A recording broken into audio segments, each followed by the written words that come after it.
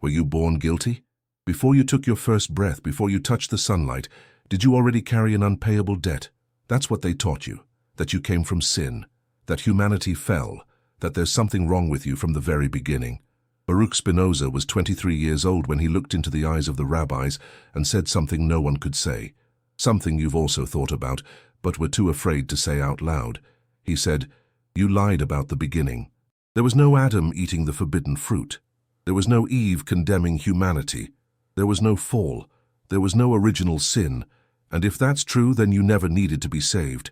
Spinoza was expelled from the synagogue, expelled from his community, expelled from his own family. The crime? He dared to say that man doesn't come from sin, that you weren't born broken, that you are made from the same substance that forms the stars. This isn't a story about philosophy. It's about freedom. Freedom from fear, freedom from guilt, freedom from the lie they taught you from the cradle. Spinoza wrote this knowing he would be destroyed, and he was. But his words survived. And now they've reached you. If you keep watching, you won't be able to go back. Are you ready to know where you really came from? Baruch Spinoza never wanted to be a prophet, never wanted to be a martyr. He just wanted to understand. Understand why the world worked one way, but the scriptures said another. Understand why nature followed precise, mathematical, immutable laws, but religion preached miracles, divine interventions, celestial punishments.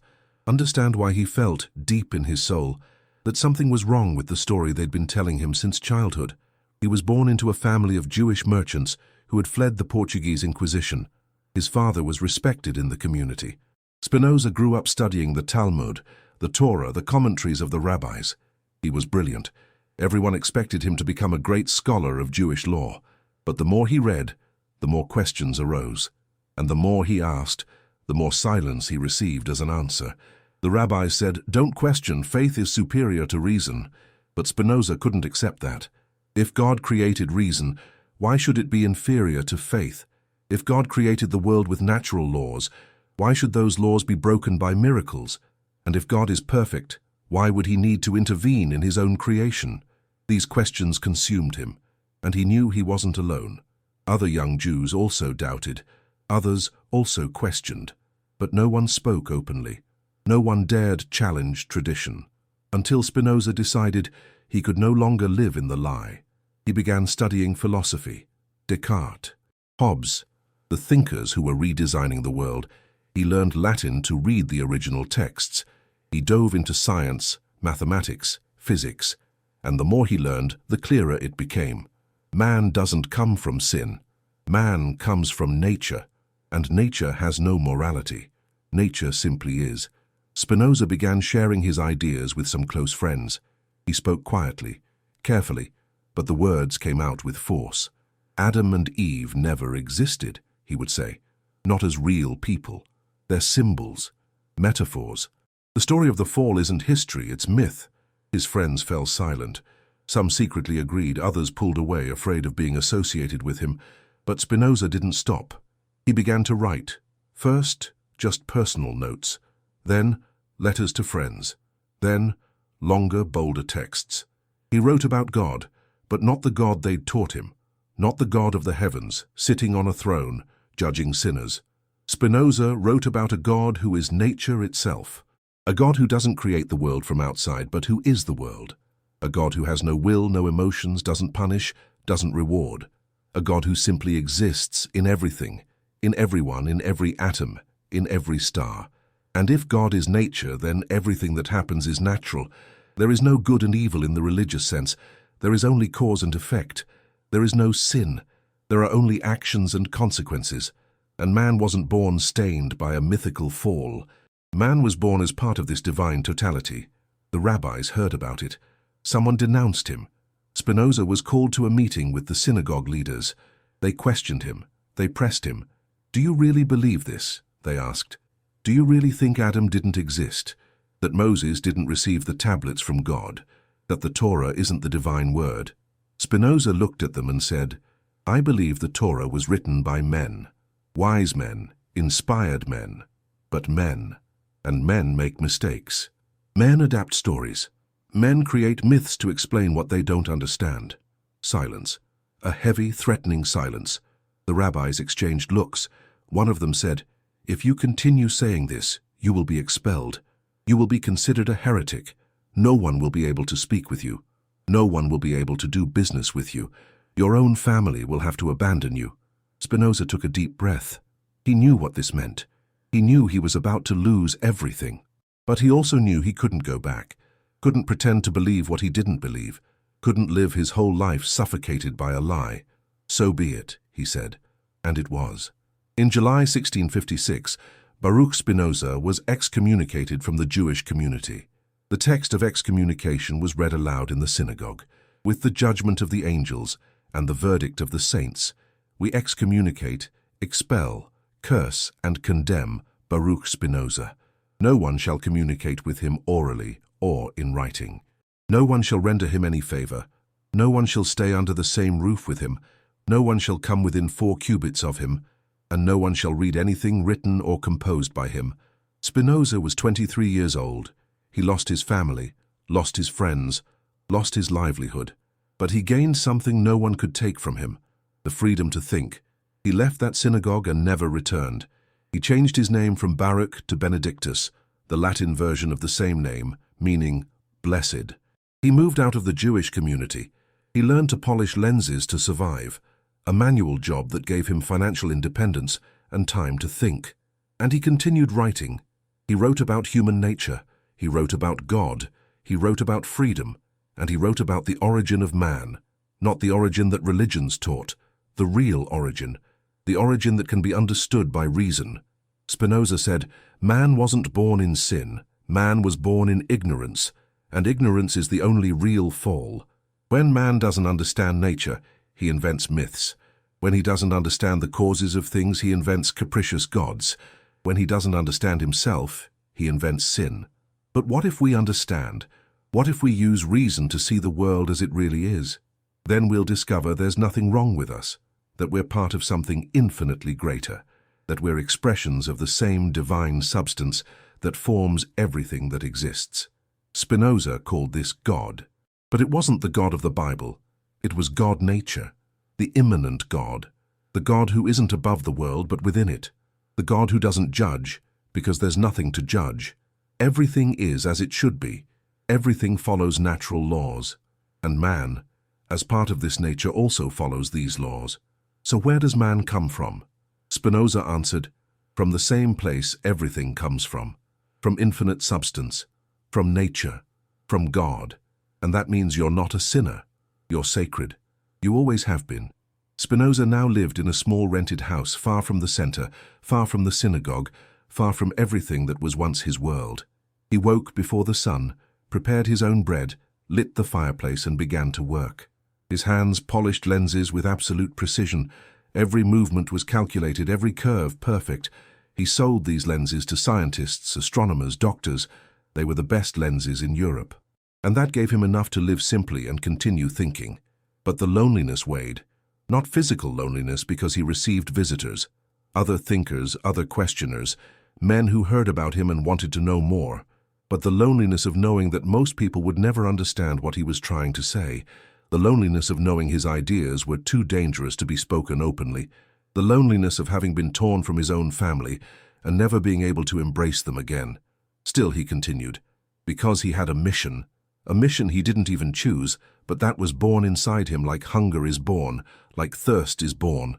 He needed to rewrite the history of humanity. He needed to show that the error wasn't in man, but in the interpretation made of man. Spinoza began writing about the Bible, not as a sacred book, but as a human book. He analyzed each story, each character, each miracle, with the eyes of a philosopher, of a scientist. And the more he analyzed, the clearer it became. The scriptures were written by men who lived in an age of ignorance, men who didn't know the laws of physics, men who attributed everything they didn't understand to supernatural forces. Moses parting the sea, Spinoza said, it might have been an extraordinary low tide, a natural phenomenon that was interpreted as a miracle. The sun standing still in the sky, a poetic metaphor, not a literal event. The creation of the world in 7 days, a primitive way of organizing thought about the origin of things, not a scientific description. And Adam and Eve? Spinoza wrote, Adam wasn't the first man. There was no first man. Humanity didn't begin with a perfect couple who fell into disgrace. Humanity evolved, slowly, through natural processes we still don't fully understand, but that don't need miracles to be explained. This was explosive, because if Adam and Eve never existed, then original sin never happened. And if original sin never happened, then the entire structure of Christian and Jewish theology collapses. There's no need for salvation. There's no need for sacrifice. There's no need for church, for priests, for rabbis, as intermediaries between man and God. Spinoza knew he was dynamiting the foundations of organized religion, and he knew the price of it, but he kept writing, because truth, for him, was more important than safety. He received letters from worried friends. "Baruch, stop! You're going to get killed. The Inquisition has already burned people for less. The Protestants too. Even the Jews, who excommunicated you, might hand you over to the authorities if you continue." But Spinoza responded calmly, "I don't seek death, but I won't live in silence either. If I die, let it be telling the truth." And he continued developing his philosophy. He wrote about the nature of God. For Spinoza, God isn't a being separate from the world. God is the world. God is nature. Everything that exists is an expression of God. Every stone, every tree, every animal, every human being. There's no separation between creator and creation. There's only one infinite substance, manifesting itself in infinite forms. And if we're part of this divine substance, then we can't be intrinsically evil. We can't be sinners by nature. We can act in ways that harm us, that harm others, but that's not sin in the religious sense. It's ignorance. It's lack of understanding. It's following passions without understanding them. Spinoza said, "Man isn't free when he does what he wants. Man is free when he understands why he wants what he wants." This was true freedom, not doing what religion commands, not obeying blindly, but understanding the causes of our desires, our emotions, our actions, and by understanding, becoming capable of acting with wisdom. He wrote late at night, by candlelight. His words were precise, like the lenses he polished. Each concept was cut, each argument built with implacable logic. He didn't write to convince, he wrote to demonstrate. Like a mathematician demonstrates a theorem, Spinoza demonstrated the nature of God, the nature of man, the nature of freedom. And he always reached the same conclusion. We don't come from sin, we come from perfection. Because everything that comes from God is perfect, not in the sense of being flawless, but in the sense of being exactly as it should be, according to the laws of nature. One day a young student came to visit him. He had read some of Spinoza's texts that circulated secretly. He was confused, disturbed. "Master," said the young man, "if there's no sin, then there's no morality. Then everything is permitted." Spinoza smiled. "Everything is natural, but not everything is wise. You can eat poison, it's natural. But is it wise? You can hurt someone. It's natural to feel anger. But is it wise to act with anger? The question isn't what's permitted. The question is what leads to joy, to peace, to understanding." The young man still wasn't convinced. "But what about justice and punishment? If there's no sin, why punish criminals?" Spinoza answered, "We punish not because someone sinned against God. We punish because certain actions destroy society. A man who kills acts against the nature of the community, and the community protects itself, not by divine morality but by natural necessity. Everything reduces to nature, and man's nature is to live in society, cooperate, seek peace." The young man left thoughtful. And Spinoza returned to writing. He was working on his greatest work, a book that would later be known as Ethics. In it, he built an entire philosophical system, starting from simple definitions and reaching revolutionary conclusions. And at the heart of this work was the central idea: God or nature. Deus sive natura. God is nature, and we are part of it. Spinoza wrote, "Man wasn't born fallen, man was born complete. His task isn't to redeem himself from a sin he never committed. His task is to understand himself, understand his passions, understand his causes, understand his place in the whole, and by understanding, become free." Freedom. That was the word he used most, but not the freedom people imagined. Not the freedom to do what you want without consequences, but the freedom to understand the causes of everything, the freedom to not be a slave to passions you don't understand, the freedom to live according to reason. And he knew this message was dangerous. Because if people understood they don't need salvation, they wouldn't need church. If they understood there's no original sin, they wouldn't fear hell. If they understood they're part of God, they wouldn't submit to religious authorities. Therefore, Spinoza kept many of his writings secret. They circulated only among close friends, trustworthy philosophers. He knew that publishing openly would be inviting persecution, and he didn't want to die as a martyr. He wanted to live and think. But each day that passed, more people heard about him. More people wanted to know what he really believed, and more people began to suspect he was right. Wait, you who are watching this now, you've made it this far, and that means something. It means you also carry doubts, that you've also felt something was wrong with the official story, that you've also asked yourself, what if I wasn't born broken? What if I don't need to be fixed? What if the guilt I carry isn't mine? Spinoza would say you're beginning to awaken, that you're beginning to use reason, and that this is the first step toward true freedom. Now tell me something. If you discovered with absolute certainty that there's no original sin, that you never needed to be saved, that you've always been part of the divine from the moment you were born, how would that change your life? What would you do differently? How would you see yourself? Write in the comments now, because this isn't just Spinoza's story, it's your story too. And maybe, just maybe, you need to hear this as much as he needed to say it. And if you really want to know how far this idea goes, subscribe to the channel, because what comes next will challenge everything they taught you about who you are and where you came from. And few have the courage to go all the way. Are you one of them? The years passed. Spinoza continued polishing lenses and writing. His reputation grew in intellectual circles, but always discreetly, almost underground. He wasn't famous, didn't want to be. But those who really thought, who really questioned, knew about him. And they knew he had something no one else had, a complete philosophy about God, man, and nature that didn't depend on miracles, revelations, or blind faith. Spinoza now lived in The Hague, a quiet city, where he could work in peace. He received correspondence from all over Europe. Philosophers, scientists, even some open-minded religious people wrote to him, asking questions, debating ideas. Spinoza responded to everyone with patience, explaining his concepts, defending his positions. One of the questions he received most was, if man doesn't come from sin, where does evil come from? It was a fair question, because the world was full of suffering, cruelty, war. If there was no original sin, how to explain all this? Spinoza responded, evil doesn't exist as an independent force. Evil is only the absence of understanding. When an animal kills another, do you call that evil? No. You call it nature. When a man acts with cruelty, it's because he doesn't understand the consequences of his actions.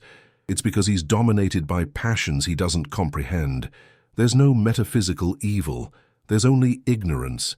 This bothered many people, because it meant there were no demons to blame, there was no Satan, there were no supernatural forces of evil trying to destroy humanity. There were only men acting without understanding. And that placed all the responsibility on us.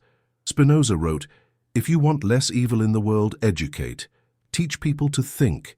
Teach people to understand their emotions. Teach people to live according to reason. But don't expect God to intervene. God doesn't punish, God doesn't reward, God simply is.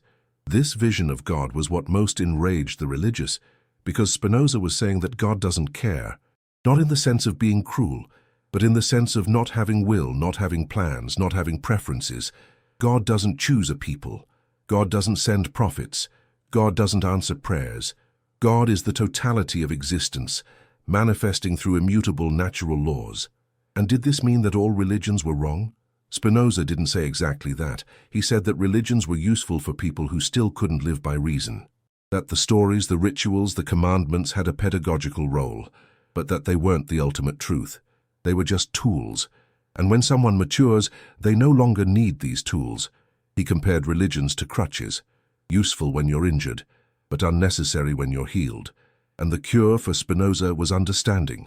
It was seeing the world as it really is, without illusions, without myths, without fear. But this didn't mean Spinoza was an atheist. He didn't deny God. He redefined God. And this redefinition was so radical that many called him an atheist anyway, because Spinoza's God didn't hear prayers, didn't perform miracles, didn't reveal himself in scriptures. It was an impersonal, immanent God, identical to nature. And if God is nature, then studying nature is studying God. Doing science is doing theology. Understanding physical laws is understanding the divine mind. There's no separation between the sacred and the profane. Everything is sacred. Everything is divine. Every stone, every animal, every human being. Spinoza wrote, "You seek God in the heavens, He's here. You seek God in temples, He's in you. You seek God in scriptures, He's in nature. Open your eyes, use reason, and you'll see God in everything." This mystical yet rational vision attracted some and repelled others. Traditional mystics thought Spinoza was cold, calculating, emotionless. Pure rationalists thought he still talked too much about God, that he should completely abandon religious language. But Spinoza didn't care. He wasn't trying to please anyone. He was just trying to tell the truth as he saw it, and the truth about the origin of man. Spinoza always returned to this point. He wrote, "Man wasn't created. Man emerged from nature, through processes we still don't fully understand, but that don't need supernatural intervention. Man is a finite mode of infinite substance, a particular expression of universal totality." This was difficult to understand. Spinoza knew it. That's why he tried to explain in various ways. He said, "Think of a wave in the ocean. The wave seems to be something separate. It has form, movement, its own identity. But it's only ocean, there's no real separation. The wave is a temporary expression of the ocean, and so is man. You seem to be a separate individual, but you're only God, only nature, only infinite substance manifesting temporarily through you. And if we're part of God, then how can we be sinners?" Spinoza answered, "You can't. Sin is a religious concept, not a natural concept. You can act against your own nature, can act against the common good, but that's not sin. It's just error. It's just lack of understanding. And it can be corrected through understanding, not through redemption." These ideas spread slowly. Some embraced them with relief. Finally, someone was saying what they always felt, but never knew how to express. Others rejected them with horror. It was blasphemy. It was heresy. It was destroying the foundations of civilization.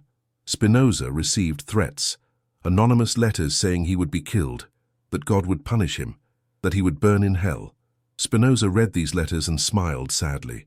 They don't understand, he thought. They still believe in divine punishment, still believe God is a severe judge waiting to condemn them, still carry the weight of original sin, and that's why they hate me, because I'm trying to free them from a weight they don't need to carry. But not everyone hated him. Some loved him. Some saw in him a liberator, a man who had the courage to say what no one said, a man who faced excommunication, poverty, ostracism, just to be able to think freely. One of these admirers was a young doctor named Georg. He traveled to The Hague just to meet Spinoza. When he arrived at the small house where the philosopher lived, he was surprised. He expected to find a sage surrounded by books, living in some kind of intellectual grandeur, but he found a simple man, wearing common clothes, polishing a lens. "Master Spinoza?" asked Georg. "Just Baruch," Spinoza replied without looking up, concentrated on his work. "I came from far away to speak with you, to understand your ideas about God and man." Spinoza stopped polishing and looked at the young man. "Do you want to understand or do you want to believe?" Georg was confused. "What's the difference?" "If you want to believe, look for a church. If you want to understand, sit down. Let's talk." Georg sat, and Spinoza began to explain. He spoke about substance, about attributes, about modes. He spoke about how everything is an expression of God, about how man isn't a fallen being, but a being in the process of understanding, about how freedom isn't doing what you want, but understanding what you are. Georg listened, fascinated. Everything made sense. For the first time in his life, everything made sense. He always felt that religion had something wrong, but never knew how to express what. Now Spinoza was putting into words exactly what he felt. "So I don't need to repent for anything?" asked Georg. "You need to understand your actions," Spinoza responded. "If you hurt someone, it's not because you sinned against God. It's because you acted without understanding. And if you understand why you did what you did, you can choose not to do it again. not out of fear of hell, but because you understood that it didn't lead to joy, and joy is the goal. Joy is the sign that you're living according to your nature. When you act with understanding, when you act according to reason, you feel joy. When you act dominated by passions you don't understand, you feel sadness. It's that simple. Georg spent 3 days with Spinoza, and when he left he was a different man. He no longer had fear. He no longer had guilt. He knew he was part of something infinitely greater, and that his only task was to understand this something and live in harmony with it. Spinoza was now 40 years old. His health wasn't good. He coughed frequently, his lungs weakened by the dust from the lenses he polished every day, but he continued working. Working not for money, not for fame, but because he had a mission that not even death could interrupt. He needed to finish his ethics. He needed to leave recorded, in a complete and systematic way, everything he had discovered about God, nature, and man. He wrote slowly now. Each sentence took hours, not because he didn't know what to say, but because each word needed to be exact. Spinoza wrote like a mathematician proves a theorem. He started with simple definitions, evident axioms, and from them built an entire philosophy. There was no room for ambiguity. There was no room for blind faith. Everything needed to be demonstrated by reason, and what he was demonstrating was revolutionary. He was proving through pure logic that man wasn't born in sin, that man is a necessary expression of God, that everything that happens, happens because it must happen, that there's no free will in the traditional sense, but there is freedom in the sense of understanding. This confused many people. If there's no free will, then we're not responsible for our actions. Spinoza answered, you are responsible, but not in the sense of deserving eternal punishment. You're responsible in the sense that your actions have consequences, and if you understand the causes of your actions, you can change them. Not because you have a free will floating in the void, but because understanding itself is a cause that modifies behavior. It was subtle, it was complex, but it was coherent. And for those who really delved into his writings, it was liberating, because it meant you didn't need to hate yourself for your mistakes, didn't need to feel eternally guilty. You just needed to understand, and by understanding, change. Spinoza received more and more visitors. Some came out of curiosity. Others came out of desperation. People who could no longer believe in traditional religion, but were afraid to abandon it. People who carried the guilt of original sin and didn't know how to free themselves from it. One of these people was a woman named Maria. She had grown up in a convent, had been educated to be a nun, but the more she learned about Catholic doctrine, the more questions arose. And when she asked these questions to the superiors, she was punished. They said she was being tempted by the devil, that she needed to pray more, fast more, flagellate herself more, but nothing removed her doubts. She heard about Spinoza through a friend and decided to visit him, even knowing this was forbidden. When she arrived at his house, she was trembling, not from cold but from fear, fear of committing a sin, fear of moving away from God. Spinoza received her kindly. "Why are you afraid?" he asked. "Because they told me you're a heretic, that you deny God." "I don't deny God. I just try to understand him. And the more I understand, the more I see that God isn't what they taught us." Maria sat and began to speak. She spoke about her life in the convent, about the rigid rules, about the constant guilt, about the feeling of never being good enough, about the fear of hell. Spinoza listened attentively, and when she finished, he said, "Do you know why you feel all this? Because they taught you that you were born stained, that there's something wrong with you from the moment you were conceived, that you need to redeem yourself from a sin you never committed, and this lie imprisons you." "But it's not a lie," said Maria. "It's in the Bible. Adam and Eve sinned, and we all inherited that guilt. And what if I tell you that Adam and Eve never existed, that they're just characters in a story created by men who were trying to explain why the world has suffering? Would you be angry with me?" Maria fell silent, then said, "I would be relieved." Spinoza smiled. "Then let me tell you the truth. You weren't born in sin. You were born from nature. You're an expression of God. There's nothing wrong with you. There never was. The guilt you carry was placed there by people who wanted to control you, and you can free yourself from it now, not through prayers or penances, but through understanding." "But what about God? If I stop believing in sin, won't God punish me?" "God doesn't punish. God isn't a judge sitting in the heavens waiting to condemn you. God is nature itself. God is everything that exists. And you're part of that. You always were. You've always been divine. You just didn't know. Maria began to cry. Not from sadness, but from relief. It was as if a gigantic weight had been lifted from her shoulders. She had carried that guilt her entire life, and now someone was saying she never needed to carry it. Spinoza stood and brought her a glass of water. "Cry as much as you need," he said. "These are tears of liberation." Maria spent hours talking with Spinoza. He explained his philosophy, explained how God isn't separate from the world, how everything that exists is necessary, how there's no absolute good and evil, only actions that lead to joy or sadness, how the path to peace isn't through blind obedience, but through understanding. When Maria left that house, she didn't return to the convent. She knew she couldn't, because she had seen the truth, and she could no longer pretend to believe in something she knew was false.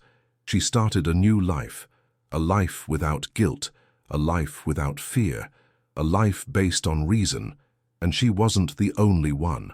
Many other people were transformed by Spinoza's teachings, not because he was charismatic, not because he performed miracles, but because he spoke the truth so clearly, so logically, so irrefutably, that whoever really listened couldn't deny it anymore. But not everyone who listened accepted. Some became furious, some tried to refute him. They wrote books against him. They made sermons denouncing him. They said he was leading people to hell. Spinoza read these denunciations and didn't get angry. He was sad. Sad because he saw intelligent people wasting their lives defending dogmas that made no sense. Sad because he saw fear controlling so many minds. Sad because he knew most people would never be free. Not because they couldn't, but because they didn't want to. Because freedom is scary. Because freedom requires responsibility. And it's easier to obey, believe, follow, than to think for yourself. But for those few who had courage, Spinoza offered something precious. He offered the truth about the origin of man, the truth about God, the truth about nature. And this truth was simple. You don't come from sin. You come from perfection. You're part of God. And your only task is to understand this and live according to this understanding. Spinoza continued writing. Even with weak health, even knowing he might not see his work published in his lifetime, he wrote for the future. He wrote for people like you, who one day would read his words and perhaps, just perhaps, free themselves from the lie of original sin. Spinoza knew he was dying. He felt it in his lungs, in the constant fatigue, in the cough that wouldn't go away. The doctors said it was because of the lens dust. He had spent 20 years polishing glass, breathing fine particles that slowly destroyed his lungs, but he didn't regret it. Those lenses gave him independence, gave him time to think, and thinking was all he wanted to do. He was 44 years old, too young to die. But death doesn't care about age. Death is just part of nature, and Spinoza had learned to accept it. He wrote, "The free man thinks not of death." His wisdom is a meditation on life, not on death. But now that death was approaching, he couldn't avoid thinking about it, not with fear, but with curiosity. What happens when we die? Do we simply cease to exist, or do we merge back into infinite substance? Spinoza believed that the individual mind doesn't survive the death of the body. There was no immortal soul in the traditional sense. There were only temporary modes of eternal substance. When you die, the mode dissolves, but the substance continues. You return to being part of the whole, like a wave that breaks apart and becomes ocean again. This scared many people. "So there's no afterlife, no paradise?" Spinoza answered. "There's eternity, but not of your individual ego. The part of you that's divine, that's God, that's eternal. It always was and always will be. But the part of you that identifies with your name, your story, your memories, that's temporary." It was difficult to accept. People wanted to believe that they as individuals would continue forever, that they would reunite with their loved ones, that they would be rewarded for their good deeds. Spinoza understood this desire, but he couldn't lie about what reason showed. He wrote, "The belief in personal immortality is born from fear of death, and fear of death is born from excessive identification with the body and ego. But if you understand that you're part of God, that you've always been and always will be part of the totality, then there's nothing to fear. You can never cease to exist because existing is all that God does. These ideas were all in Ethics, his greatest work. He had finished writing it but didn't publish it. He knew it would be immediately banned, that it would cause scandal, that it might even put his life in danger. So he left the manuscript with trusted friends, with instructions to publish only after his death, and death came in February 1677. Spinoza died peacefully in his bed, surrounded by a few friends. His last words weren't recorded, but those who were there said he died in peace, without fear, without regret, like someone who had lived exactly as he wanted to live. Spinoza's friends fulfilled his will. They published Ethics. They also published other writings. And then the true impact of his ideas began to spread. The books were banned in several countries, burned in public squares, denounced from the pulpit. But this only increased curiosity.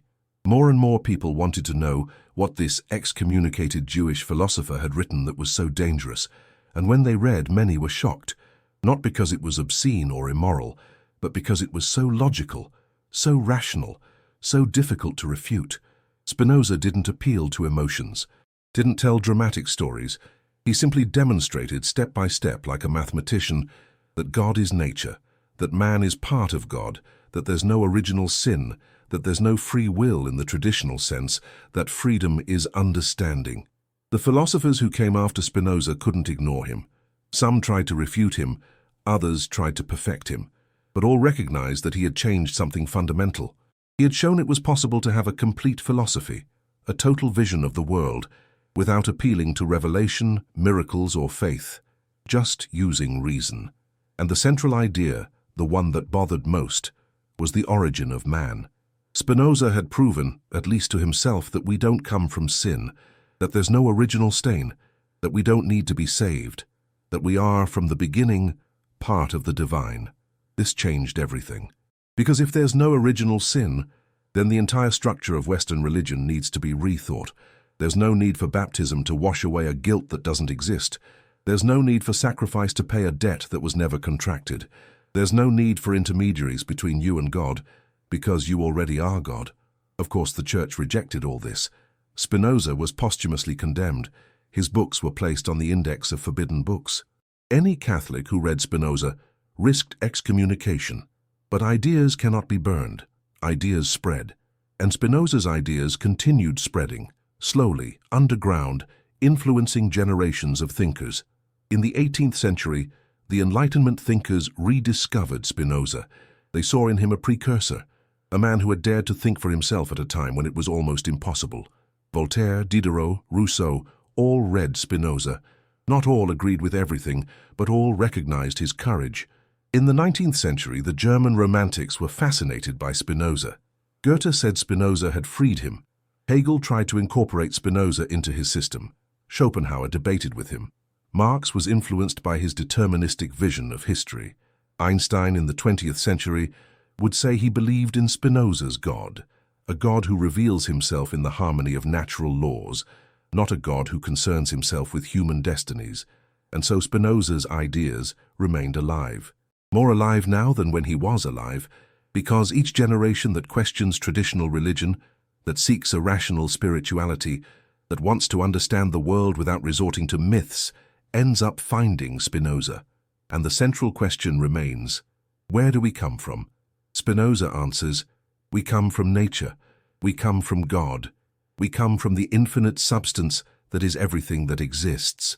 There's no separation, there's no fall, there's no sin, there's only being, there's only existence, and you're part of that. You always were, you always will be. But if this is true, then why do we still feel guilt? Why do we still feel separated from God? Spinoza answers, because of ignorance, because of the inadequate ideas we've absorbed since childhood, because of the myths they told us, because of the fear they instilled in us. The solution? Knowledge, understanding, reason, seeing things as they really are, seeing yourself as you really are, not as a sinner who needs redemption, but as a necessary and perfect expression of divine nature. Spinoza said that few would reach this level of understanding, that most people would continue living according to imagination, not according to reason, that they would continue believing in myths, obeying authorities, fearing divine punishments, and he didn't judge them for it. He understood that each person acts according to their nature, that not everyone has the capacity or desire to live philosophically, but for those who do, for those few who really want to understand, Spinoza left a map, a complete map, an ethics, a philosophy of life, a way to live without fear, without guilt, without illusions, a way to live in harmony with nature, with God, with yourself. And the first step on this map is understanding that you don't come from sin, that you never needed to be saved, that you're already sacred, that you always were. 200 years passed since Spinoza's death. His ideas, which were banned and condemned, were now studied in universities. His books, which were burned, were now translated into dozens of languages, and the question he asked continued echoing. Where does man come from? Science began to answer in ways Spinoza couldn't have imagined. Darwin published The Origin of Species in 1859. He showed that species weren't created separately by a divine designer. They evolved, changed over millions of years through natural selection. Man wasn't created from clay. Man descended from primates, and primates descended from older mammals, and so on, going back millions of years, to the first single-celled organisms. This caused scandal. The Church condemned Darwin just as it had condemned Spinoza, but this time it couldn't stop the ideas, because Darwin had evidence. He had fossils. He had observations. He had a theory that explained not just the origin of man, but the origin of all life on Earth. And what Darwin showed was totally aligned with what Spinoza had said. We don't come from a perfect couple who fell into disgrace. We come from a long, natural process. We're part of nature. We always were. There's no separation, there's no fall, there's only continuous transformation. But the resistance continued. Many people didn't want to accept that they descended from animals. They wanted to believe they were special, that they had been created in God's image, that they had an immortal soul that separated them from all other creatures. Spinoza would have responded, "You are special, but not because you were created separately. You're special because you're a conscious expression of God, because you can think, can understand, can use reason. This makes you unique, not separate. You're still part of nature, but a part that can reflect on itself." In the 20th century, science went even further. Genetics showed that all living beings share the same code, DNA, a simple chemical code that carries the instructions to build all the diversity of life. And when scientists compared human DNA with the DNA of other animals, they discovered we're almost identical. We share 98% of our DNA with chimpanzees. We share 60% with fruit flies. We share 50% with bananas. Should this be humiliating? No. It's liberating, because it shows we're not aliens on this planet. We weren't placed here by an external power. We grew from here. We evolved from here. We're children of Earth as much as any other creature. And if we're children of Earth, and Earth is part of the universe, and the universe is God or nature, then we're children of God. Not in the sense that a paternal being created us, but in the sense that we emerged naturally from the divine substance itself. Spinoza didn't know genetics, didn't know evolution, but he knew through pure reason that man couldn't have come from a supernatural event. That man had to be part of the natural process. And science confirmed this, detail by detail. But what about original sin and guilt? If we don't come from a fall, where does the feeling that there's something wrong with us come from? Modern psychology offered answers. Freud showed how guilt is internalized from childhood, how we learn to hate ourselves through repressive education, how we create a superego that constantly judges us. Jung explored archetypes, universal symbols that appear in all cultures. And among these archetypes is the fall, the expulsion from paradise, the loss of innocence. But these psychologists also showed that we can free ourselves, that we can understand the causes of our guilt, that we can question the internal voices that condemn us, that we can, as Spinoza said, move from inadequate ideas to adequate ideas, from illusions to understanding. And when we do this, we discover something surprising. Guilt disappears, not because we become immoral, but because we understand there was never anything wrong with us, that we're products of nature, that we act according to causes that we often don't understand, and that the solution isn't to punish ourselves but to understand ourselves. Spinoza was right. The path to freedom is knowledge, and the more we know about the origin of man, the clearer the truth becomes. We don't come from sin. We come from evolution. We come from chemistry. We come from physics. We come from the natural laws that govern the universe. And these laws are God, not a personal God who cares about our prayers, but Spinoza's God, the immanent God, the God who is identical to nature, the God who doesn't need to be worshipped but understood. Today, in the 21st century, neuroscience is confirming even more of Spinoza's intuitions. Studies show that free will, in the traditional sense, doesn't exist, that our decisions are made by the brain before we're conscious of them, that we're much more determined by unconscious causes than we'd like to admit. This could seem depressing. If I don't have free will, am I just a biological robot? But Spinoza had already answered this. You're not a robot, you're conscious. And consciousness, even if determined, has power, the power to understand. And by understanding the causes of your actions, you can modify them, not through magical free will, but through knowledge that becomes the cause of new actions. It's subtle, it's complex, but it's true and it's liberating, because it means you don't need to blame yourself for being who you are. You're the product of millions of years of evolution, of your genetics, of your environment, of your history. And understanding this doesn't make you irresponsible. It makes you compassionate, compassionate with yourself and with others. Spinoza lived more than 300 years ago, but his words are more relevant today than ever. We live in a world where guilt still dominates, where religions still preach original sin, where people still carry the weight of something they never did. And Spinoza continues saying through the centuries, free yourself. You don't come from sin, you come from nature, and nature is sacred. There's something deeply cruel about teaching a child that she was born guilty. Imagine, you arrive in the world, innocent, pure, just wanting to be loved. And before you can even understand anything, they tell you there's something wrong with you, that you carry the mark of a sin someone committed thousands of years ago, that you need to be saved, that without salvation, you're condemned. This is the message of original sin, and it's one of the most destructive ideas ever created by humanity, because it plants guilt where there should be no guilt, creates shame where there should be no shame, transforms healthy children into tormented adults. Spinoza saw this. He saw how the doctrine of original sin destroyed people, how they spent their entire lives trying to atone for something they never did, how they never felt good enough, how they lived in constant fear of not being saved. And he decided this had to end, but it wasn't easy, because the idea of original sin is deeply rooted in Western culture. It's in Christian theology, it's in art, it's in literature, it's in how we think about ourselves, it's in how we raise our children, it's everywhere. And even people who aren't religious carry this idea. They may not believe in Adam and Eve, but they believe there's something fundamentally wrong with humanity, that we're intrinsically selfish, violent, destructive, that we need to be controlled, civilized, saved from ourselves. Spinoza disagreed. He said, man isn't intrinsically evil. Man acts according to his nature. And his nature, like everything in nature, seeks to persist, seeks to grow, seeks to flourish. When man acts destructively, it's not because he's evil.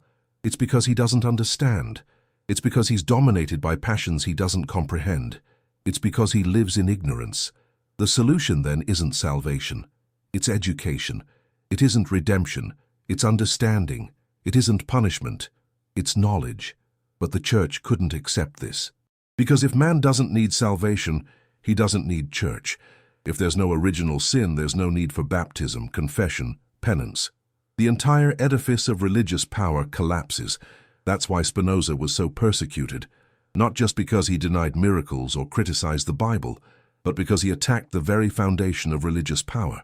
He was saying, you're not necessary.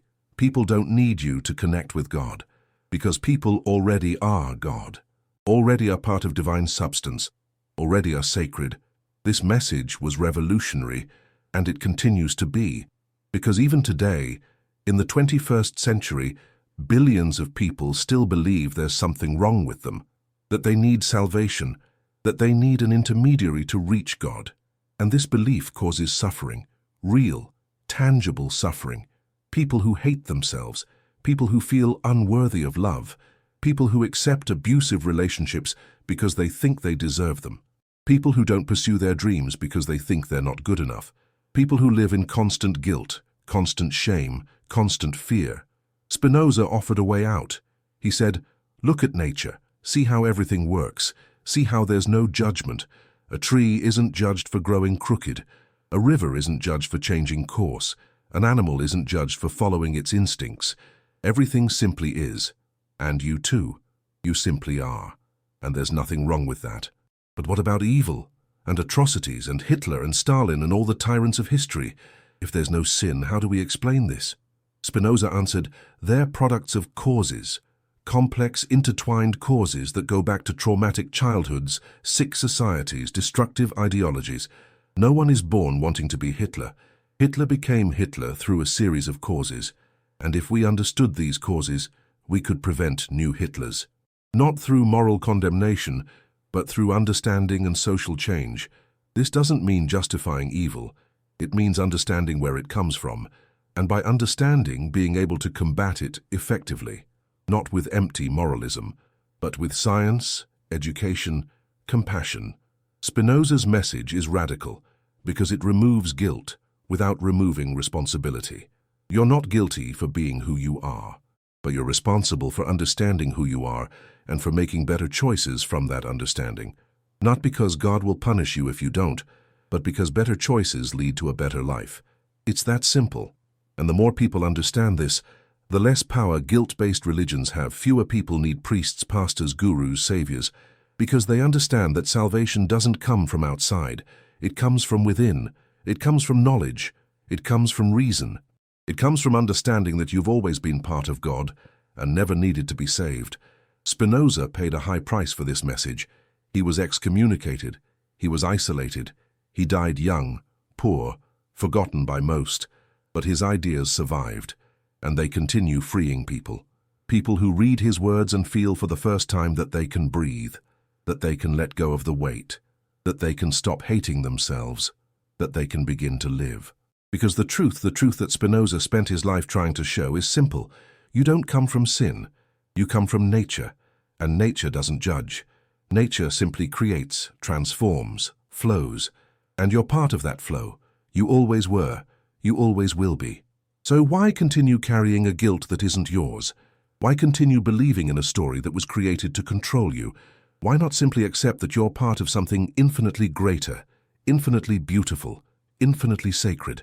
This is the liberation Spinoza offers, and it's available to anyone who has the courage to think for themselves, to question what they were taught, to look at the world with new eyes, to see themselves not as a sinner, but as a necessary and perfect expression of divine nature.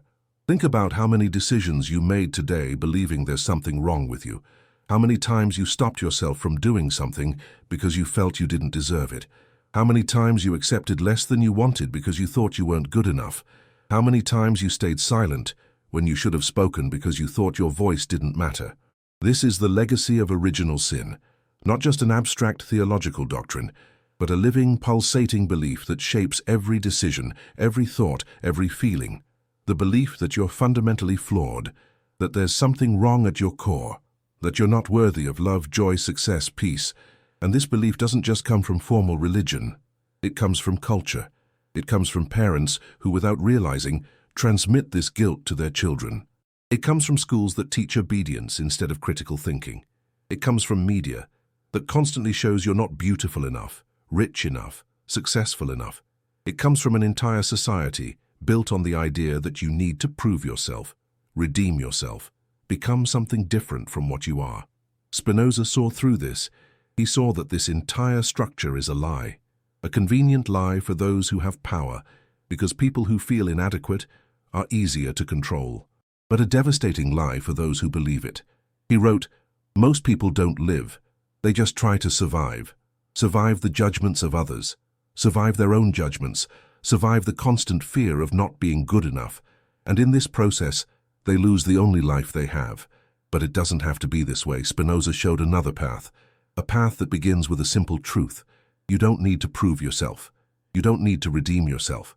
You don't need to become something different from what you are, because you're already perfect, not in the sense of being flawless, but in the sense of being exactly what you should be at this moment, given everything that formed you. This is Spinoza's idea of perfection, not an idealized moral perfection, but an ontological perfection. Everything that exists is perfect in the sense that it couldn't be otherwise. You're the result of billions of years of evolution, of a unique sequence of events, of countless causes that converge to produce exactly who you are now. And that's perfect. It doesn't need to be different. It just needs to be understood. When you understand this, everything changes. You stop fighting against yourself. You stop trying to be someone you're not. You accept who you are, not with resignation, but with understanding.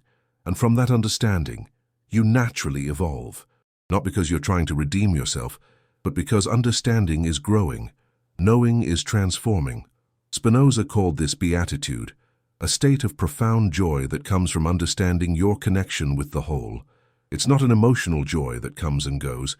It's a fundamental peace that remains even amid life's storms, because you know you're part of something eternal, that your essence, your true nature, is divine, and nothing can take that from you. But how do you get there? How do you move from guilt to beatitude? Spinoza offered a practical path. First, question everything you were taught. Don't accept any belief just because authorities said it's true. Use your reason. Think for yourself. Second, observe your emotions without judging them. When you feel anger, sadness, fear, don't say, "I shouldn't feel this." Say, "I feel this." Why? Investigate the causes. Third, seek knowledge. Read, study. Learn about the world, about nature, about yourself. The more you understand, the freer you become. And fourth, most important, stop believing you were born in sin. This is the fundamental belief that sustains all the others. If you can abandon this belief, everything else collapses. Guilt disappears, shame dissolves, fear loses its power, and what remains is you, just you, not an idealized you, not a redeemed you, but you as you are, part of nature, part of God, part of infinite totality.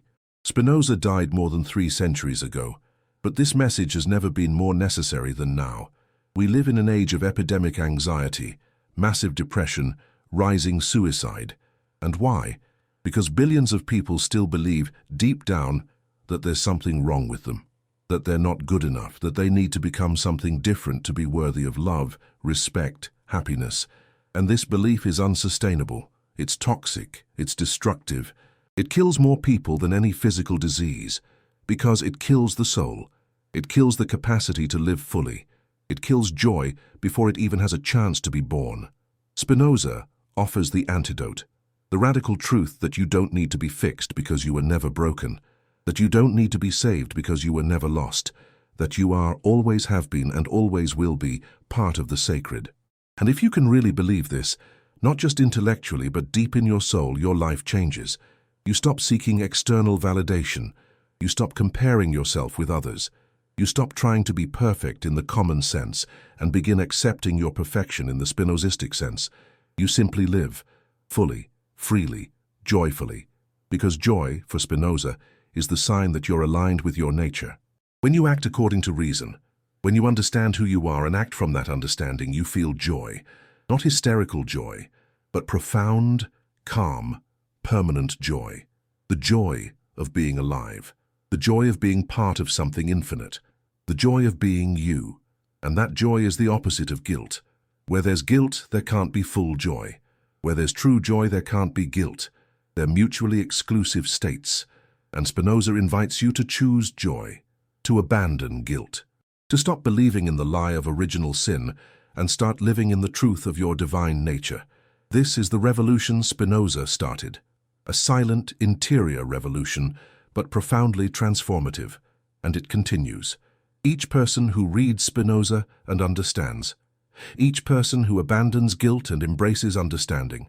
Each person who stops hating themselves and begins accepting themselves. It's a revolution one by one, but it's unstoppable, because truth, once seen, cannot be unseen. You've seen it, and now the choice is yours. Continue carrying the weight of original sin or let it go and begin to live. There's a moment in every person's life when they need to choose between truth and comfort, between questioning everything they learned, or continuing to repeat what they were told, between thinking for themselves or letting others think for them. Spinoza faced that moment at 23 years old, and he chose truth, even knowing the price. But most people don't make that choice, not because they're cowards, but because the comfort of belief is powerful. It's comforting to believe that someone is in control, that there's a divine plan, that everything has a purpose, that if you obey the rules, you'll be rewarded, and if you disobey, you'll be punished. It's simple, it's clear, it's safe. Spinoza's philosophy doesn't offer that comfort. It says there's no one in control, there's no plan, there's no external purpose, there's only nature following its laws. And you're part of that nature. Your life doesn't have a predetermined meaning. You create your own meaning through understanding and action. This scares many people, because it means you're responsible. You can't blame God for your problems. You can't blame the devil for your temptations. You can't blame original sin for your imperfection. You are what you are because of an infinity of causes, and it's up to you to understand these causes and work with them. But this responsibility, though frightening, is also liberating, because it means you have power. Not the power to do anything you want, ignoring the laws of nature, but the power to understand these laws and work with them. The power to know yourself deeply, and from that knowledge, shape your life. Spinoza wrote, "Freedom isn't the capacity to do what you want. It's the capacity to want what you do, and this is only possible through understanding. When you act without understanding why, you're a slave. A slave to passions you don't comprehend. A slave to fears you don't question. A slave to beliefs you don't examine. But when you understand the causes of your actions, when you see clearly why you want what you want, then you're free. Even if your actions are determined by causes, you're free because you understand these causes. It's a subtle idea, and it takes time to absorb. But once you absorb it, it changes everything. Because you stop fighting against the inevitable. You stop wishing the past were different. You stop resenting things that can't change. And you begin to work with what is, with who you are, with the circumstances you have. This isn't resignation. It's wisdom. Resignation is passively accepting without understanding. Wisdom is actively accepting after understanding. It's seeing that everything that happened had to happen, given the causes. And that everything that will happen will also follow from causes. And that you, understanding these causes, can influence the future in ways that would be impossible if you were just blindly reacting. Spinoza applied this to everything, to politics, to ethics, to personal life. He said, if you want a better society, don't pray for it. Understand the causes of social problems and work to change them. If you want to be a better person, don't flagellate yourself for your mistakes. Understand why you made those mistakes and change the causes that produced them. If you want to be happy, don't wait for happiness to fall from the sky. Understand what really brings you joy and organize your life around it. Everything reduces to knowledge. The more you know, the more power you have, not power over others, but power over yourself. Power to not be thrown from side to side by emotions you don't understand. Power to live according to reason. Power to be truly free. And the first thing you need to know is the truth about your origin. Because if you believe you come from sin, everything you build on top of that is distorted.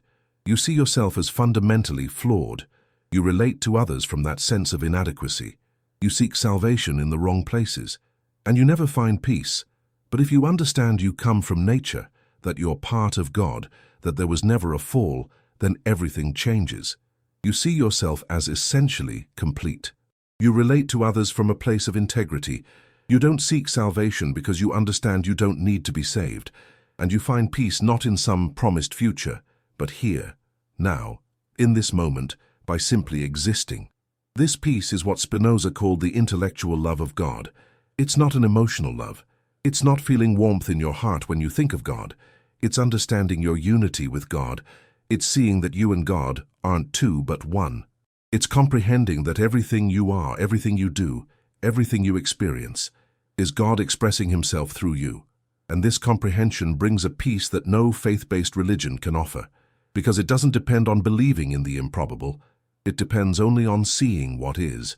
Spinoza knew few would fully understand this. He wrote, "This path is difficult, but everything excellent is as difficult as it is rare." He wasn't trying to create a mass religion. He was offering a path for those few who really want to understand, who aren't satisfied with easy answers, who are willing to question everything, including their deepest beliefs. Are you one of those people? If you're watching this far, you probably are, because most would have already turned it off. Most don't want to hear there's no original sin. They want to believe the traditional story. They want to have someone to blame. They want to have an excuse for their imperfection. But you're still here, and that means something. It means you're ready for truth, or at least curious about it, and that curiosity is the first step. The next step is examining your own beliefs, asking yourself, do I really believe I was born in sin? Or is it just something they taught me and I never questioned? And if you question honestly, you'll probably discover you never really believed it, that you always knew, on some deep level, that this story didn't make sense, that it never seemed fair to be guilty for something someone did thousands of years ago, that it never seemed right that a loving God would condemn billions of people to hell for not believing the right thing. Spinoza gives you permission to trust that intuition. He says, yes, you're right. It doesn't make sense because it's not true. It's a myth that served certain purposes at certain times, but that now, with the knowledge we have, no longer needs to be maintained. And when you let go of that myth, when you really abandon it, something extraordinary happens. You feel lighter, as if a weight you'd been carrying so long you didn't even notice it anymore suddenly disappeared, and you can breathe, really breathe. Maybe for the first time in your life, that's Spinoza's gift. Not a new religion, not new dogmas, but liberation from old dogmas, liberation from guilt, liberation from fear, liberation from the lie that you're something less than divine. Because you are divine. You always were, and this isn't a metaphor, it's literal. You're made from the same substance as everything that exists, the same substance we call God, and there's nothing wrong with you. There never was. You're exactly what you should be, and your only job is to understand this more and more deeply. Let's talk about something no one likes to admit. The idea of original sin doesn't persist just because it's in the Bible. It persists because it's useful. Useful for whom? For those who have power. For those who want to control. Think about it. If you can convince millions of people they were born guilty, that there's something fundamentally wrong with them, you make them malleable. They'll accept authority. They'll obey without questioning. They'll pay tithes. They'll submit to absurd rules because they believe they need to. Because they believe that without this submission, they're condemned. This is the truth no one wants to say. Organized religion, for the most part, doesn't exist to free people. It exists to control them. Not all religions. Not all religious people. There are exceptions, of course. There are mystics. There are true prophets. There are genuinely good people working within religious structures. But the structure itself, the institutional edifice, is built on control. Spinoza saw this. He saw how rabbis used guilt to keep people in line, how priests used fear of hell to extract obedience and money, how politicians used religion to justify wars, oppression, inequality, and he decided he wouldn't be complicit in it. He wrote a treatise called The Theological Political Treatise. In it, he analyzed how religions function politically, how scriptures are interpreted in ways that benefit the powerful, how miracles are invented to impress ignorant masses, how prophets are created to legitimize political agendas. It was a complete deconstruction of religion as an institution of power. And of course it was banned. It was considered one of the most dangerous books ever written because it exposed the mechanics of control. It showed how people are manipulated through their deepest beliefs, and it offered an alternative. Think for yourself. Don't accept anything that reason can't verify. Don't submit to any authority that can't rationally justify its demands. This is radical. Even today, we live in societies that call themselves free. But how many people really think for themselves? How many people question the narratives they receive? How many people critically examine their own beliefs? Most don't do this, and not because they're stupid, but because it's difficult. It's uncomfortable. It's lonely. When you start questioning, you distance yourself from the tribe. People who used to accept you begin to view you with suspicion. Your family might reject you. Your friends might abandon you. That's what happened to Spinoza. And it can happen to you, so why do it? Why choose the difficult path? Because the alternative is living in a lie. And living in a lie has a cost. The cost is your soul. The cost is your integrity. The cost is your inner peace. Spinoza preferred to be excommunicated than to live in a lie. He preferred to die poor and lonely than to pretend to believe what he didn't believe, and he didn't do it out of pride. He did it because he couldn't live any other way. Because for him, truth was more important than anything. More important than money. More important than status. More important than social acceptance. More important even than life itself. And this dedication to truth is what makes Spinoza relevant 3 centuries later, because he wasn't selling anything. He wasn't trying to start a new religion. He wasn't trying to gain followers. He was just trying to understand and share what he understood with whoever wanted to listen. What did he understand about original sin? That it's one of the biggest lies ever told, a lie that causes immeasurable suffering, a lie that needs to be exposed and abandoned, but abandoning that lie has consequences. It means abandoning the entire theological structure built on it. It means questioning the necessity of salvation. It means questioning the role of the church. It means questioning the authority of sacred texts. It means ultimately taking total responsibility for your own life and your own understanding. And that's scary, very scary, because it's easier to have a manual. It's easier to have clear rules. It's easier to have someone telling you what to do. It's easier to believe there's a plan even if you don't understand it. It's easier to pretend everything makes sense than to admit you don't know. Spinoza doesn't offer ease. He offers truth. And truth is difficult. Truth requires courage. Truth requires humility. Truth requires that you abandon the comfort of certainties and live in conscious uncertainty. But the reward is freedom. Real freedom. Not the promise of freedom after death, but freedom now. Freedom from not being controlled by irrational fears. Freedom from not being manipulated by authorities who claim to speak for God. Freedom to live according to your own understanding, your own reason, your own experience.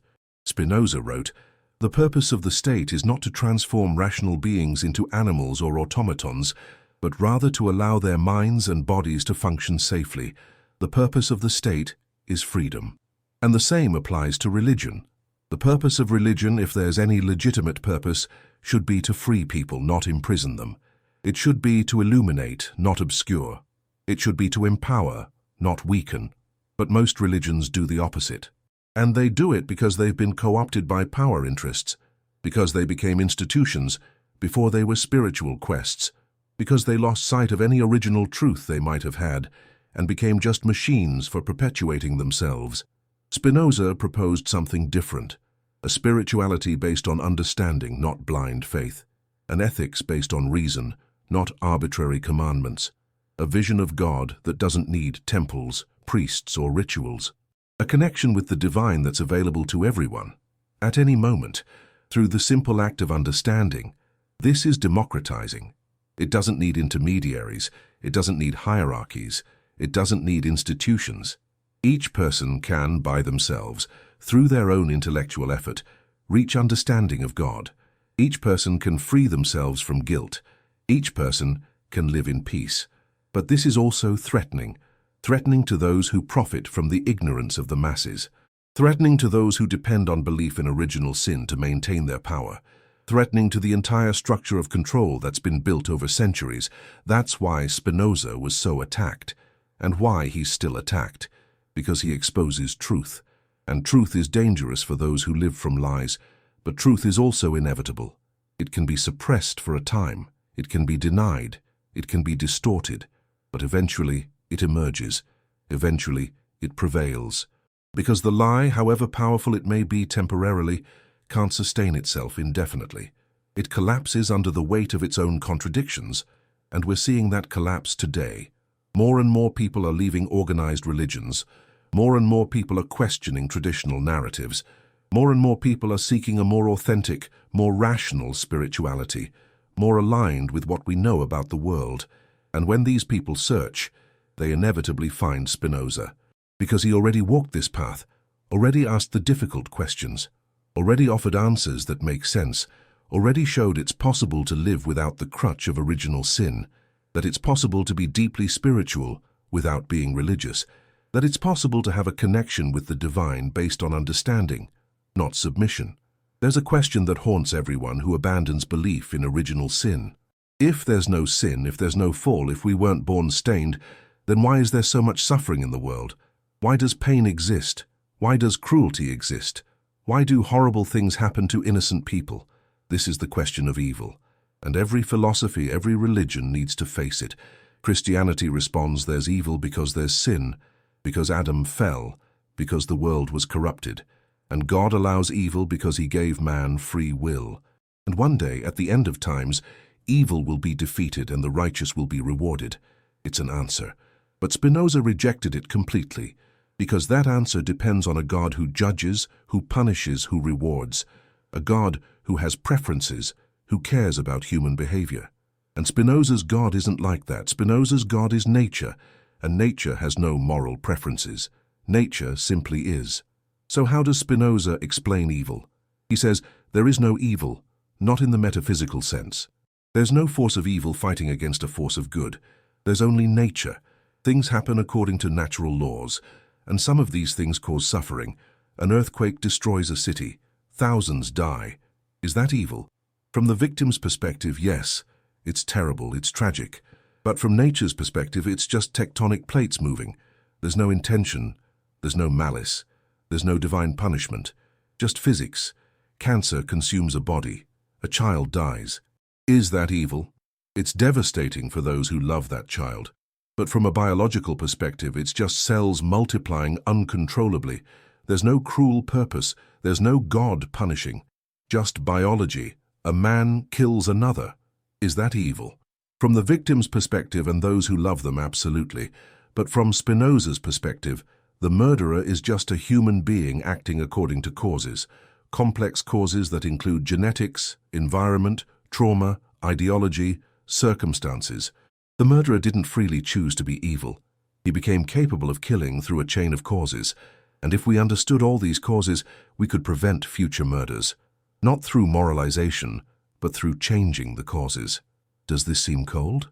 Spinoza knew it seemed that way, but he argued that this vision, far from being cruel, is actually more compassionate, because it removes judgment, removes condemnation, and opens space for understanding and real solution.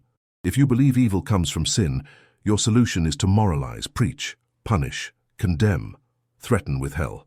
But that doesn't solve anything. It never has. Millennia of moral preaching haven't eliminated murders, rapes, wars, cruelty, because moralization doesn't change the deep causes of destructive behavior, but understanding does. If you understand that a criminal usually comes from an abusive home, you can work to prevent child abuse. If you understand that poverty and lack of education correlate with crime, you can work to reduce poverty and improve education. If you understand that certain ideologies lead to violence, you can work to dismantle those ideologies. This is the Spinozistic approach. Don't moralize. Understand. And from understanding, act to change the causes. Not because God commanded it, but because you understand that your well-being is connected to everyone's well-being, that you're part of a larger network. That when others suffer, you also suffer. Not through sentimental empathy, but through ontological connection. You are them, they are you. All are expressions of the same substance. Spinoza called this knowledge of the third kind. The first kind is imagination, vague opinion based on limited experience. The second kind is reason, understanding of causes and effects. The third kind is intuition, direct perception of the unity of all things. And whoever reaches this third kind doesn't need external morality, acts naturally in a beneficial way, because understands that harming another is harming oneself. But few reach that level. Most live in the first kind, in imagination, guided by fears and desires they don't understand. And for these people, yes, external morality is useful, rules are useful, laws are useful, not because they're divine decrees, but because they're social necessities. Society needs rules to function. But these rules are human conventions, not eternal truths. Spinoza was, in this sense, a moral relativist, but not in the sense that everything is permitted, in the sense that good and evil are relative to consequences for human well-being. What causes joy? What promotes flourishing? What allows people to live and think freely? That's good. What causes sadness? What prevents flourishing? What restricts freedom? That's bad. But they're not absolute categories engraved in the sky. They're evaluations based on natural consequences. Does this solve the problem of evil? Not completely, because there's still suffering, there's still tragedy, there are still terrible things that happen that no understanding can completely prevent, because we live in a world governed by natural laws, and these laws don't care about our feelings. But what Spinoza's vision does is remove the additional layer of suffering that comes from thinking suffering is punishment. Remove the idea that if something bad happens to you, it's because you deserve it, because you sinned, because God is punishing you. This layer of suffering, this additional guilt, this self-condemnation, that can be removed. And when it's removed, the suffering that remains is easier to bear. Spinoza himself lived a difficult life. He was excommunicated. He lived in relative poverty. He lost his health. He died young. But there's no record that he complained. There's no evidence he felt victimized, because he understood that everything that happened to him followed from natural causes. It wasn't divine punishment. It was just nature being nature. And this acceptance, this deep understanding that things are as they must be given the causes, brought him peace. Not a passive peace of resignation, but an active peace of understanding. He didn't stop trying to improve his situation, but he also didn't fight against the inevitable.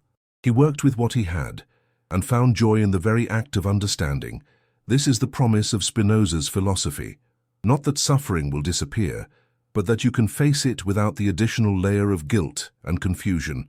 You can see suffering for what it is, natural causes producing natural effects, and work to change what can be changed while accepting what can't.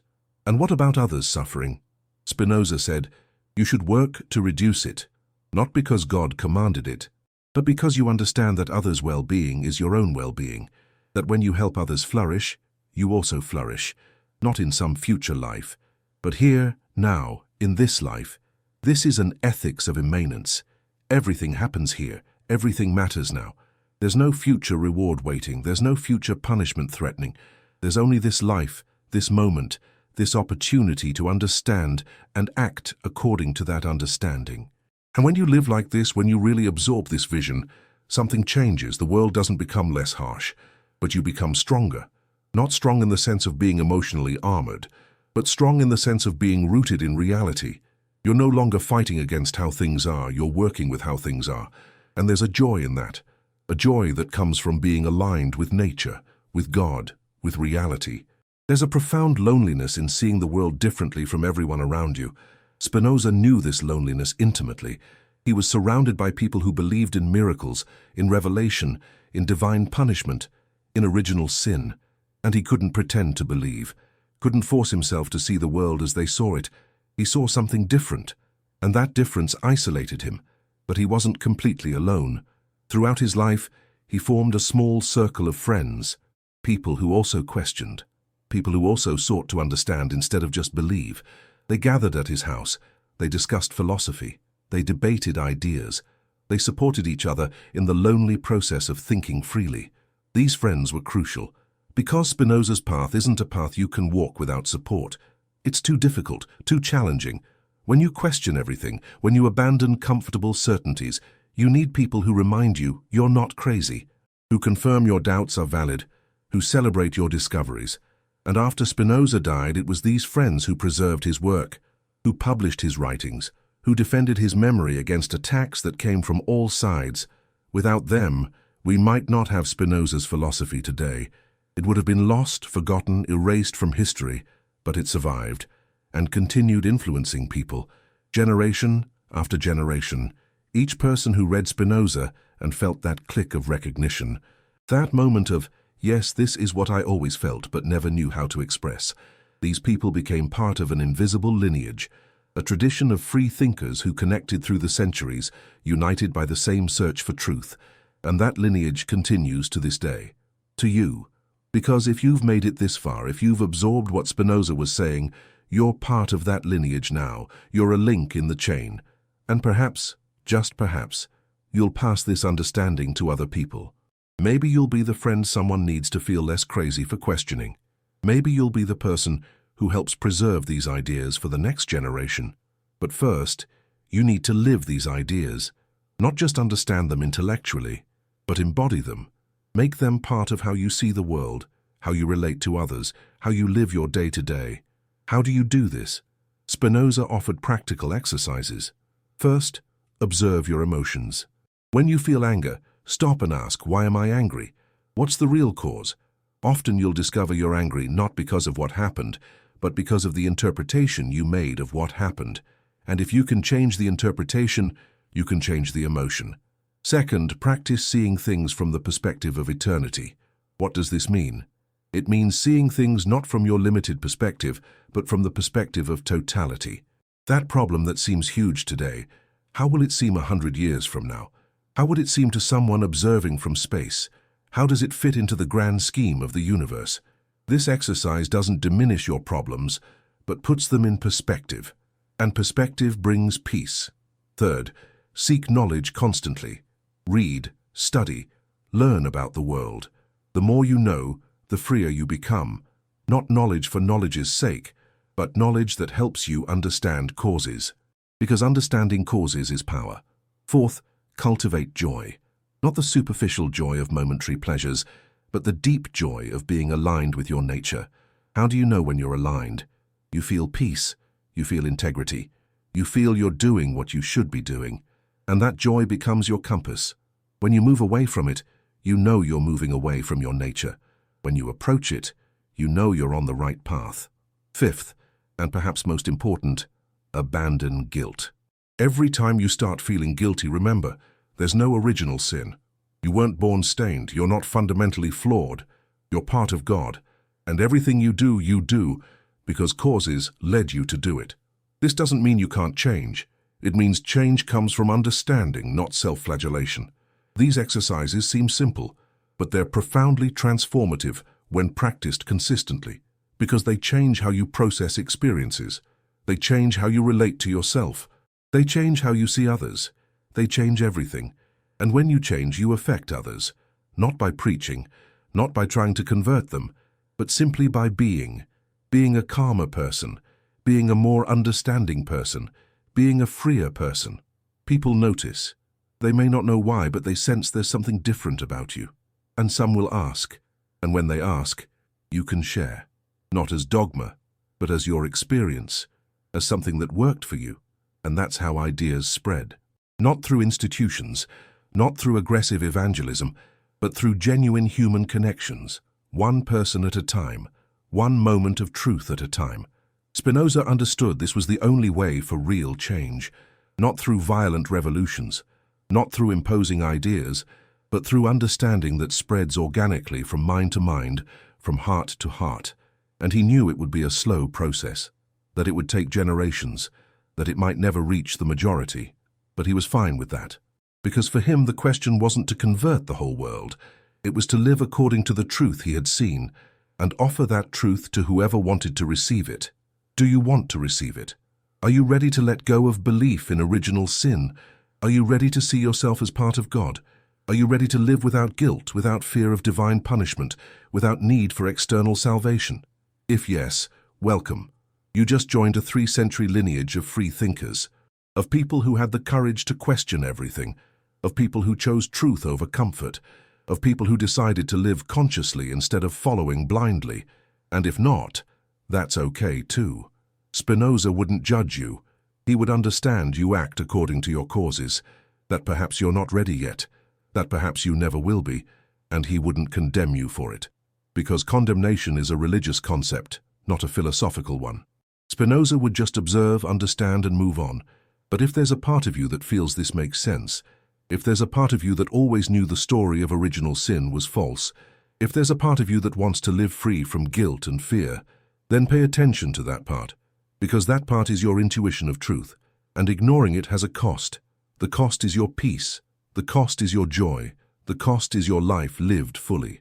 There's a moment in every journey of self-knowledge when you realize that what you feared most was false, that the monster under the bed never existed, that the hell they threatened you with was just a story, that the guilt you carried was artificial, implanted, not real. For many people, that moment comes too late. They spend their entire lives afraid, obeying, sacrificing themselves, denying their deepest desires because they think they're sinful.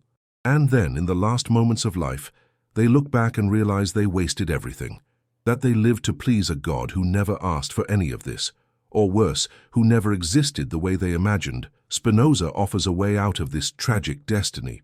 He says, don't wait. Question now, understand now, free yourself now, because you have no guarantee of tomorrow. This life, this moment is all you have with certainty. Don't waste it living in a mental prison you yourself can open. How do you open it? Spinoza already gave you the keys. First key, question authority. Don't accept any idea just because someone with power said it's true. Not rabbis, not priests, not scriptures, not tradition. Test everything by reason, and accept only what reason can confirm. Second key, understand your emotions. Most human suffering comes from emotions we don't understand. Fear of what will never happen. Anger over things we can't control. Sadness over losses that are a natural part of life. When you understand where these emotions come from, when you see the causes, they lose power over you. You still feel them, but you're not controlled by them. Third key, accept what is. This doesn't mean passivity. It means stopping fighting against immutable realities. You were born in certain circumstances. You have certain characteristics. Certain things happened in your past. You can't change any of that. But you can change how you relate to it. You can see all of this not as punishment, not as bad luck, but as the causes that formed you. And understanding these causes, you can work with them instead of against them. Fourth key, recognize your divinity. You're part of God, not of a distant God sitting on a throne, but of God as nature, as totality, as infinite substance. And if you're part of God, then you're sacred. You don't need to earn this sacredness. You don't need to deserve it. You simply are, and always were, and always will be. These 4 keys can open the prison you've been living in, but you need to use them. It's not enough to know intellectually. You need to apply. You need to practice. You need to live these ideas until they become your second nature. And when you do this, when you really embody Spinoza's philosophy, something extraordinary happens. You become unshakable, not in the sense of being cold or insensitive, but in the sense of having an inner peace that isn't shaken by external circumstances. Bad things still happen. You still feel pain, but there's a part of you, a deep part, that remains at peace, because that part understands everything is nature, everything is God, and everything is exactly as it should be. Spinoza called this beatitude, supreme happiness. It's not euphoria, it's not emotional ecstasy, it's a calm, deep, permanent joy. The joy of existing, the joy of understanding, the joy of being part of the infinite, and that joy is available to you, not in the future, not after death, but now, in this moment. You just need to see. See that you don't come from sin. See that you're part of God. See that you've always been free, but didn't know it. But there's one final obstacle, the most difficult obstacle to overcome. It's the fear that if you abandon traditional belief, you'll lose something essential. You'll lose your identity. You'll lose your community. You'll lose your purpose. Spinoza faces this fear directly. He says, yes, you'll lose. You'll lose illusions. You'll lose the comfort of false certainty. You'll lose the feeling that someone is taking care of you. But what you gain is much greater. You gain truth. You gain freedom. You gain yourself. And what about community? You'll find a new community. Not a community based on imposed, shared beliefs, but a community based on shared search for truth. A community of people who think freely, who question courageously, who live authentically. And what about purpose? Your purpose was never to please a capricious God. Your purpose is to understand, to grow, to flourish, to express your unique nature in the fullest way possible. And by doing that, you contribute to everyone's flourishing.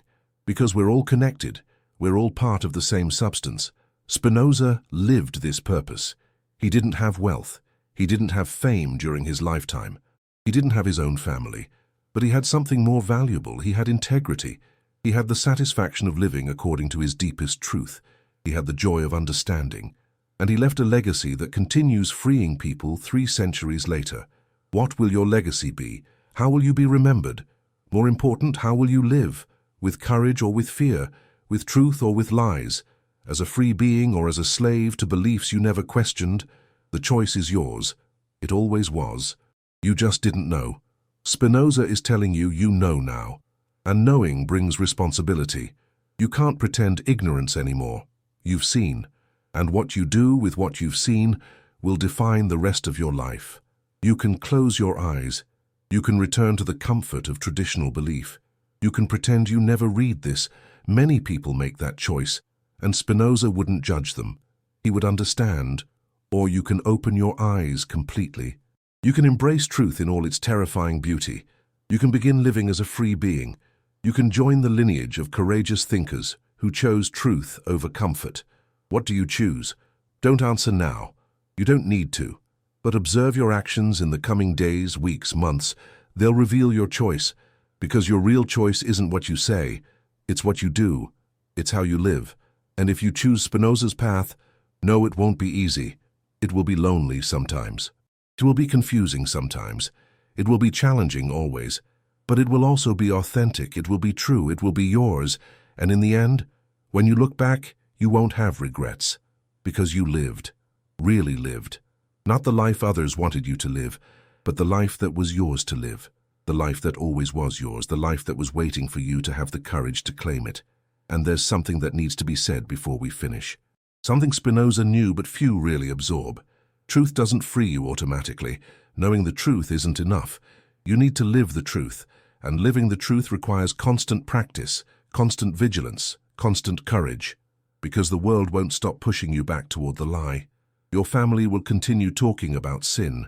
Your culture will continue promoting guilt. Your own mind, programmed by years of conditioning, will continue generating thoughts of inadequacy. And you'll need to every day remind yourself, this isn't real. I don't come from sin, I'm part of God, I've always been free. Spinoza did this. Every day. He had a mental exercise he practiced constantly. He looked at what was happening in his life and asked, how does this fit into the totality? How does this follow from the laws of nature? How is this a necessary expression of God? And by asking these questions, he transformed each experience, even difficult ones, into opportunities for understanding. You can do the same. When something bad happens, instead of asking, why me? Or, what did I do to deserve this? Ask, what are the natural causes of this? And what can I learn from this? This shift in perspective, so simple, changes everything. Because it takes you out of the victim role and puts you in the role of conscious observer. And conscious observer has power. Power to understand. Power to respond instead of just react. Power to grow. And when you do this consistently, something will begin to happen. You'll notice your karma, that things that used to deeply disturb you now affect you less, that you have more mental space, more clarity, more peace.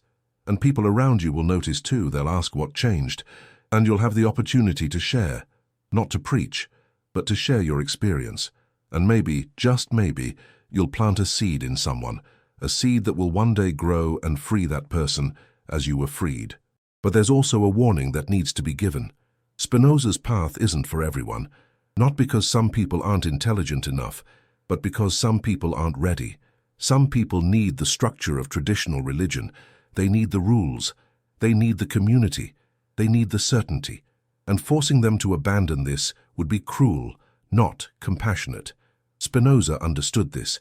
He never tried to convert the masses. He wrote for those few who were already questioning, who were already ready. And you, if you've made it this far, are probably one of those people. But respect those who aren't. Don't look at them with superiority. Don't judge them for still believing. They act according to their causes, just as you act according to your causes. And who knows, maybe one day they'll also be ready. And when they are, maybe you'll be the person who helps them.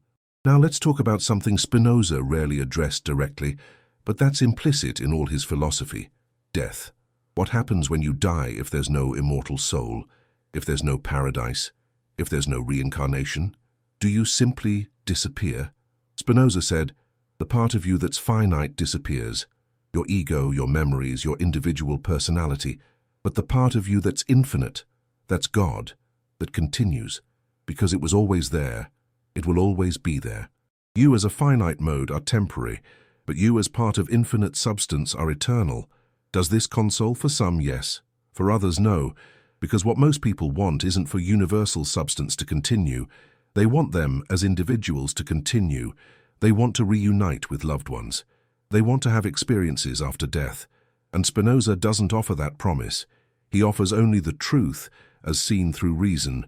You return to what you always were, to the whole, to the one, to God. But here's the beautiful paradox.